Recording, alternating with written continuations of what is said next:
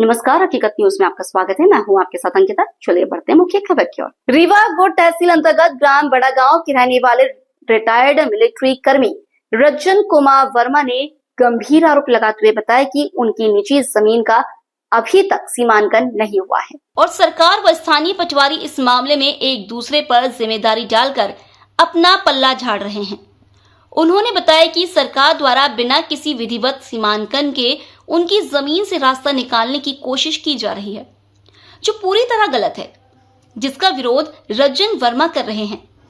रज्जन वर्मा ने यह भी बताया कि उनकी जमीन पर एक नीम का पेड़ था, जिसे बिना वन विभाग की अनुमति के काट दिया गया, जो कानून का उल्लंघन है। इस पूरे मामले को लेकर उन्होंने कई जगह तहसीलदार, पुलिस अधीक्षक, वन विभाग और यहाँ तक कि सीएम हेल्पलाइन तक शिकायतें की हैं, लेकिन अब तक उनकी जमीन का सीमांकन नहीं कराया गया है। इस मामले में रज्जन कुमार वर्मा एवं उनके भाई राजेश कुमार वर्मा क्या कुछ कह रहे हैं, आप सुन सकते हैं। रज्जन कुमार वर्मा आर्मी से रिटायर्ड हूँ। ये बताइए क्या समस्या है यहाँ की? समस्या ये है सर यहाँ पे कि ये हमारा पुश्तैनी ज़मीन है सर, और यहाँ 57 डिसमिल ज़मीन है, जिसमें 7 बटांक हैं, 7 इसमें पट्टेदार हैं। अब ना तो नक्शा तरवे ना सीमांकन कर रहे हैं यहाँ पे। मैं कई बार हर जगह वो कर दिया। और हमारा पड़ोसी एक अनिल विश्वकर्मा, उसके बाप का नाम है राम सिंह विश्वकर्मा, जो कि पहले रोड यहाँ से, ये पुरानी रोड थी हमारी, जो उत्तर से दक्षिण की ओर जो जा रही, जो कि अभी बाधित कर चुके हैं ऑलरेडी, खुद बाधित किया हुआ है। और यहाँ से हमारे मांग रहा, जो कि ये हमारी सरकारी रोड होती है, सरकारी ज़मीन होती है, अपना प्रधानमंत्री जहाँ रोड निर्माण होता है, तो सरकारी कहीं से भी आए सर उसको दे दिया जाए। और हमारी कोई सुन नहीं रहा।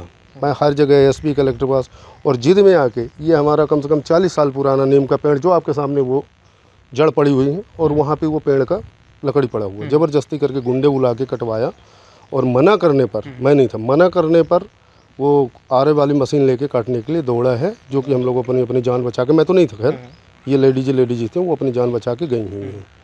और केस से अगर बरी हो गए हमारे बड़े भाई, ये हमारे बड़े भाई हैं राजेश वर्मा, मेरा नाम राजेश वर्मा, तो केस ये बरी हो चुके हैं, तो ये जाके उधर बोलते हैं। इसके साथ एक और है देवेन सिंह, और पिता का नाम लल्ला सिंह। तो वो क्या करते हैं कि वहाँ बता दिए कि क्राइम।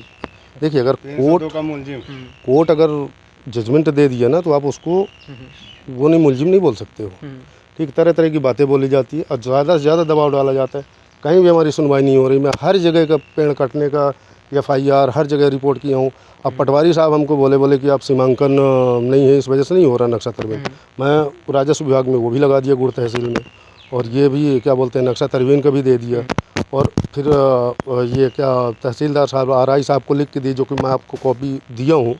हर कॉपी देने के बाद अभी कोई कार्रवाई नहीं हो रही। अभी वो ज़बरदस्ती दबाव डाल रहे हैं कि इसको यहीं से रोड दिया जाए, जो कि सरकारी होती है, सामने सरकारी दे दिया जाए, हमको कोई आपत्ति नहीं। 57 सरकारी, आप वहाँ सरकारी नहीं, वहाँ से दे दिया जाए। हमारा क्या है कि 7 बटांक है, जो 57-58 डिसमिल है, जिसमें 7 हिस्सेदार है, सबका अलग अलग किया जाए, जहाँ से निकले इसको दे दिया जाए।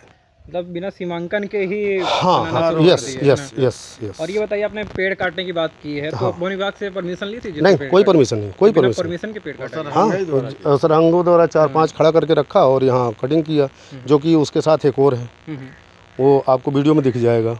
ठीक है, तो सरहंगे बुला लाए, यहाँ ट्रैक्टर खड़ा किया पूरा, वो तो लकड़ी भी लेके जा रहा था, फिर लकड़ी नहीं उठाया, लकड़ी भी लेके जा रहा था। आज हमारे से 40 साल पुराना ये हमारा आम का पेड़ है, थोड़ा दिखाइए इसको।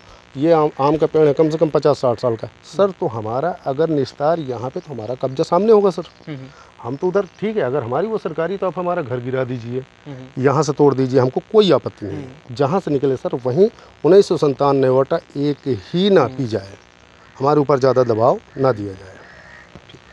हेलो, क्या नाम है आपका? राजेश कुमार वर्मा। बताइए क्या समस्या है? समस्या श्रीमान जी ये है कि यहाँ हम लोग को डरा धमका के कुछ सरहंगों द्वारा परेशान किया जाता है, जबकि पूर्व में जो रास्ता थी, यहाँ गांव में 100-200 आदमी के बीच में पता लगा लें, उत्तर से दक्षिण की ओर थी, उसको खुद अनिल विश्वकर्मा बाधित किया है। और ये रोड कभी नहीं थी, इस पूरे गांव में आप पता कर सकते हैं। तो ये नई बना के यहाँ हम लोग का मानसिक हनन कर रहे हैं। और चारों तरफ से दबाव बना रहे हैं। श्रीमान जी मेरे ऊपर मुकदमा लगा था, लेकिन 11 मार्च को मैं बरी हो चुका हूँ, फिर भी ये लोग हमको अपराधी कह के पुकारते, मेरी मानसिक हनन करते।